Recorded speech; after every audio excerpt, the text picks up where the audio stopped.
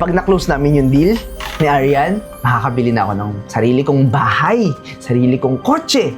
Eh ikaw, ganyan ka na lang. Ganyan lang naging trabaho mo simula nakagraduate tayo? Piko na ako sa lalaking yung saksakan ng yabang. Ma'am Gina, kumalma po kayo. Hayaan nyo na. Ako lang yung taong magsasabi sa'yo ng totoo, ha? Hindi masarap yung luto mo. Tiniis ko nga kainin eh, napakaalat. Ito na yung oras na para magpakilala ko kung sino talaga ako.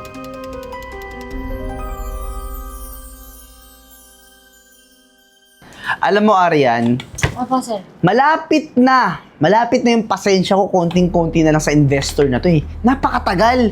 Ganun talaga, sir. Tayo may kailangan. So, tayo dapat ang magantay. Alam ko naman yon. Ang akin lang, sana nagsabi siya na malilate, ganito, ganyan. Parang gusto pa yata tayong umorder eh. Ayoko nga magbawas ng pera ngayon. Sir, kalma. Ang dami nakatingin sa atin.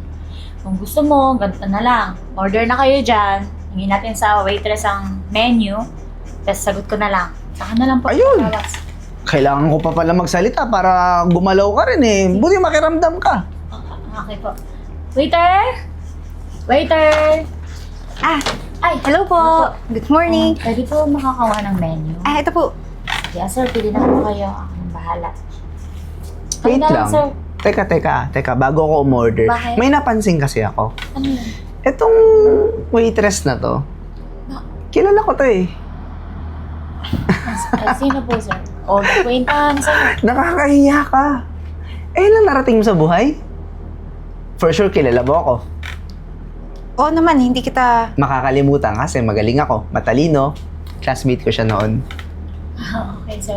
Ay, ganyan ba, sir, yung tamang pagbati sa old friend? Babatiin ko yung classmate ko noon kung may narating sa buhay. Eh, eto mukhang... ganyan lang naging trabaho mo simula nakagraduate tayo? Sir, ano pong order nyo? Kukunin ko na lang po para... Hindi yun yung tanong ko. Yan lang ba yung naging trabaho mo simula nung nakagraduate tayo? Opo. Dito lang. What would I expect sa isang katulad mo? Simula naman nung nag-aaral pa lang tayo, mahina na yung kokote mo eh. Namumopya ka lang, di ba? Tsaka nanghihingi ka ng mga papel kasi wala kang pambili. Tama? Sir, wait lang. Wala ka na sa narrative. Pili ka na ng order. Mamaya na. Kasi mas masarap bago tayo kumain. May appetizer tayo dito. Sir, Ang sarap ng maging appetizer, no? Yung nanghihingi ka lang ng papel kasi wala kang pambili. Tapos yung may pagkain ako, nanghihingi ka din kahit yung tira-tira. Kahit nga yata yung buto kinakain mo eh. Tama ba? Sir, hindi, Naalala mo yun? hindi ko naman yun itatanggi na mahirap ako. Oo. Kaya nga po, nagsikap ako eh, para magkaroon ng trabahong ganito. Sandali ah. Nagsikap ka na sa lagay na yan? Opo, sir. Anong magsisikap sa isang waitress? Ha? Syempre po, nagkakasahod ako na susustentuhan ko yung pamilya ko sa mga pangangailangan nila. 3,000, 6,000. Mabubuhay ka ba ng isang buwan ng ganon, Arian? Tatanungin kita, mabubuhay ka ba ng 3,000, 6,000 sahod mo? Hindi, sir. Pero, wala naman tayong magagawa eh kung ganun yung buhay niya. Nakakatawa kasi yung mga ganong klaseng tao. Diba? Parang kahit anong kahig mo, kahit anong trabaho mo, may nakukuha mong pera. Di ka nagsasawa sa ganong cycle ng buhay. Alam mo kung ako yung nasa sitwasyon mo, mas pipiliin ko na lang mamatay. Sir, Sir, masaya naman po ako sa buhay meron ako ngayon. sir, parang sobra na yung mga sinasabi mo. Umorder ka na. Sige. Para matapos na. Bago ako umorder, last na lang. Huling hirit na lang para mamatay ka na sa inggit kung ano na yung narating mo sa buhay. Eden, kaya ako nandito sa restaurant, may imimit akong investor. Yung investor na yun yung magbabago talaga ng buhay ko. Pag na-close namin yung deal ni Arian, makakabili na ako ng sarili kong bahay, sarili kong kotse, kondo, at makakapag-travel pa ako sa iba't ibang bansa. Eh ikaw, ganyan ka na lang. Swerte mo naman po. Masaya po ako para sa inyo. Sus! Kunyari, masaya, pero inggit na inggit sa pambuhay. Ano? Dinadalangin ko lang po na ma-close deal po yung proposal niyo po sa investor niyo. Hindi mo na kailangan ipanalangin kasi mako-close deal ko yun. Hindi na ako order. Ang gusto kong order, yung bestseller. Di na pala ako pipili. Di ako pipili. Ang gusto ko, yung bestseller, pinakamahal. Total, libre Sarili naman po ako ba? ni Arian eh. Libre mo ako, di ba? lang. Okay na. Water na lang. Sigurado po kayo? Sige po. Ma'am Gina. Ma'am Eden, di na ako makakatiis doon ha. Gustong gusto ko na sugudin yun. Alam mo ba, naririnig mo yung mga panlalait niya sa'yo? Piko na ako sa lalaking yung saksakan ng yabang. Ma'am Gina, kumalma po kayo. Hayaan nyo na. Di, Ma'am Eden, parang di na ako makakatiis eh. Pigilan mo ko. Pigilan mo ko, Ma'am Eden. Ma'am Gina, kumalma po kayo. Hayaan na natin. Visit na lalaki yan. Bakit, sir? Tiniis ko lang kainin, ubusin tong pagkain pero hindi naman masarap. Bakit ang problema? Basta hindi masarap. Irereklamo ko to, Aryan. Hindi pwede. Hindi pwede hindi ganun na-meet yung expectation ko sa pagkain. Alam sir, naubos niyo na nga eh. Naubos ko nga kasi nga gutom na ako kaya pinilit kong ubusin kahit hindi masarap. Pero sir, hinahinay ka. Waiter! Sir, Waiter! yes po. Meron pa po. May malaki akong problema. Ano po, sir? Yung sinerve mong pagkain, hindi masarap. Sir, teka lang po. Anong hindi po masarap? Yung cook po namin, napakasarap yan magluto. Lahat po talaga, na-appreciate yung luto niya. Ikaw ba kumain? Ha? Sir, nalasahan ko na po yung mga timpla niya. Isa pa, ikaw lang po yung nagrereklamo. Naubos ko yung pagkain kasi nga pinilit kong ubusin. Sayang naman. Sir, huwag ka sumigaw. Ang dami na nakatingin sa'yo. Ano lang? Hindi, Aryan. Dapat mapahiya yan sa sigaw ko. Kasi kayo, ha? Tingin ko nag-usap kayo nung cook eh. Sinabi mo siguro na wag sarapan yung pagkain na ihahain sa akin kasi pinahiya kita kanina, no? Sir, hindi po kami Ano? nun. Umamin ka, may galit ka sa akin. Ano? May galit ka ba sa akin? Ha? Wala po. Sir, pwede ba? Please lang. Hindi, masama loob ko. Hindi masarap tong pagkain na to. Alam mo? Tawagin mo yung cook. Yung cook na sinasabi mo. Yung sinasabi mo masarap magluto. Sige, tawagin mo. Ma'am Gina, Sir, Aryan, hayaan mo lang ako. May problema, sir. Alam mo kasi, Aryan, pag pinakinggan kita, hindi magtatanda yung mga kutong lupa na to eh. Kailangan nito magtanda. Kailangan magkaroon ng aral. Ikaw ba yung nagluto ng pagkain ko? Opo. Masarap ba yun? Tingin mo? Lahat po ng tao nasasarapan. Ngayon lang po ako nagkaroon ng reklamo kagaya ng ganito. Eh di lahat ng tao na yun sinungaling. sir, hindi naman po sa ganun. Isa pa, bestseller po yung binili nyo. Ibig sabihin, yan po yung pinakamasarap. Ako lang yung taong magsasabi sa'yo ng totoo, ha?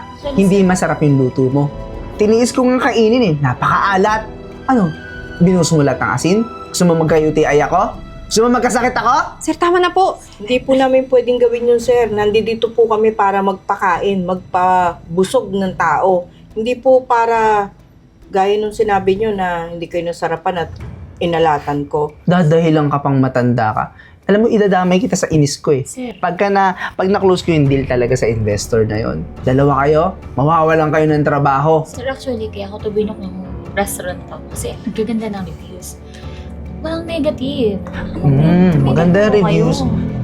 Eh di 1 star ko kayong lahat, pati tong restaurant, ha? Ako yung siguro magpapabagsak nitong restaurant na to. Kasi busit na busit ako sa inyo, lalo ka na. O ano, may sasabihin ka pa? Wala po, sir. Kung alam ko lang din eh. Baka nga kayong dalawa, nagnanakaw pa kayo ng mga pagkain tira-tira dito. Hindi po namin gawain yun, sir. Sus! Sir, Ayaw po. Isa ka pa ha? Kanina pa ako nabubuisit sa'yo. eh sir, below the belt na yung mga sinasabi mo. Bakit? Below the belt, Hindi below... tama. Gusto mo matanggalan ka rin ng trabaho? Ha? Kanina ka pa ha? Kanina ka pa sagot ng sagot. Hindi ka kausap, sagot ka ng sagot. Nakawat ko lang naman po kayo. Pinag-uusapan na kayo doon sa kabilang table. Nakakahiya. Manahimik ka na, manahimik ka na. Sir, kung wala na po kayong sasabihin o orderin, pwede na po ba kami umalis? Dali mo yan. Sabihin ko lang sa'yo huli ha. Huwag ka na magluto. Tapos ikaw, mag-resign ka na lang. Walang kwenta yung mga pagkain niluluto mo. Ikaw naman, yung kinain ko, i-refund mo. Balik mo yung binayad ni Aryan sa akin. Po, May i-refund po yan, sir. Kung may natira pa, ubus naman eh. Paano may i-refund yung... Eh kung magtahi ako, ha? Sige nga. Sir, hayaan nyo na po mukha. Hindi. Hindi ako papayag. I-refund mo. Tapos ang usapan. sige po, sir. Maghintay lang po kayo. Tara na po.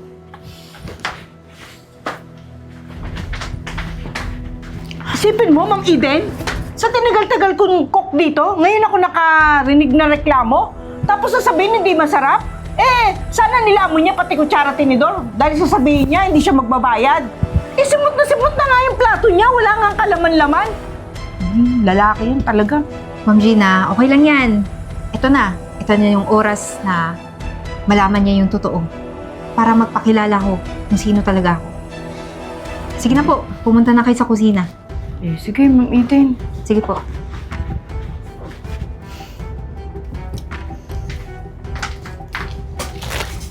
Oh.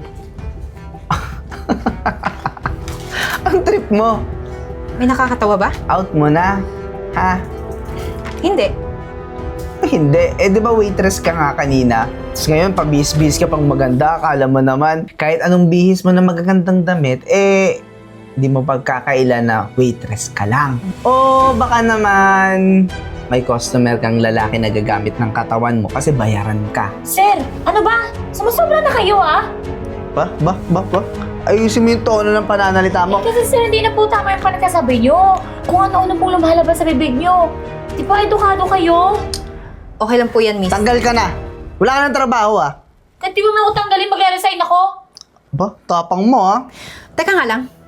Ang tapang-tapang mo. Sasabihin mo, mag-out na ako. May sideline ako. Sa tingin ko, ikaw yung mapapalabas dito. Oo, bakit naman? Bakit? Kasi ako ang investor na hinihintay mo. Alam mong tinitest lang kita. Ano po, ma'am? Ikaw! Wala akong panahon makipagbiruan sa'yo, ha? Kung pinaprank mo ako, mahahampas kita nito sa sobrang tawa ko. Ganun ba? Okay. Sa tingin ko, hindi ka naman talaga nagbabasa ng mga papeles na pinapasa sa'yo ng lawyer ko. Pirma ka lang ng pirma. Etong papel na tong hawak ko, ha? Para magising ka, ha? Para magising ka. Proposal to, ha? Dito nakapirma yung investor ko. Tingnan ko yung pangalan, ha? Eden. Wow, kapangalan. Kaya ba lakas loob mo, kapangalan mo? Pero tanga, hindi to parehas sa apelido mo. H. Smith. Oh, kapangalan mo lang, Eden. Pero yung last name, Smith. Eden H. Smith. Oh. Ikaw yun, ha? Ano po ba apelido niya, sir? Kung hindi ka naniniwala, ito yung titulo ng restaurant na to. Tingnan mo. Eden H. Smith. Kung naaalala mong apelido ko, Heruela. Kaya ang middle name ko, Heruela. Nakapangasawa lang naman ako ng isang foreigner, kaya nakapundar ako ng ganitong business. Pasensya na, kasi mas matalino ako sa'yo. Alam kong mahirap ako dati, pero dumiskarte ako. Hindi sa maling paraan o maduming paraan. Eden, classmate. Alam mo, hindi ako yun. Alam mo, mabuti akong tao. Huwag mong i-cancel yung proposal, please. Bakit hindi ko ika-cancel? Nung nag-aaral pa lang tayo, lagi mo akong binubuli. Ito na siguro yung ganti ko.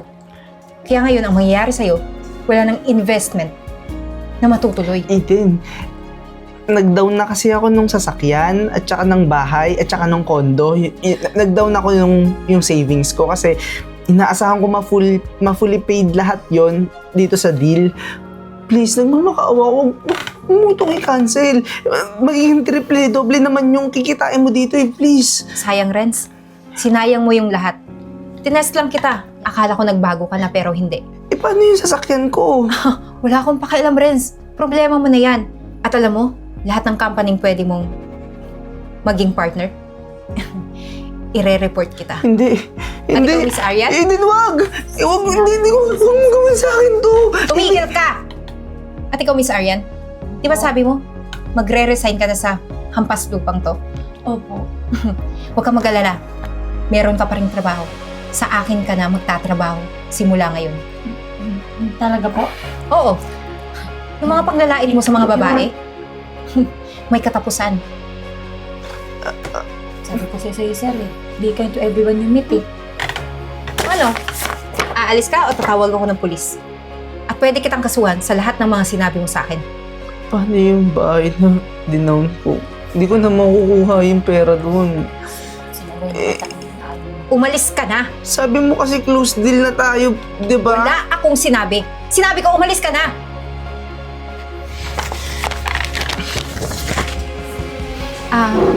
Ano nga pala yung pangalan mo? Ariel Tilata po, ma'am. Congrats! Isa ka ng empleyado dito sa company ko. Huwag kang mag-alala. Lahat ng benepisyo sa company to ibibigay ko sa iyo. Talaga po. Oo naman. Maraming salamat po Okay lang yun. Sige, ililibre kita ng pagkain. Maghintay ka lang dyan. Hindi, nakakaya naman po. Pero, sige, nagugutom na din po ako talaga eh. So, Okay lang yun. Ang bahala. Sige, hintayin mo ko ha. sige pa.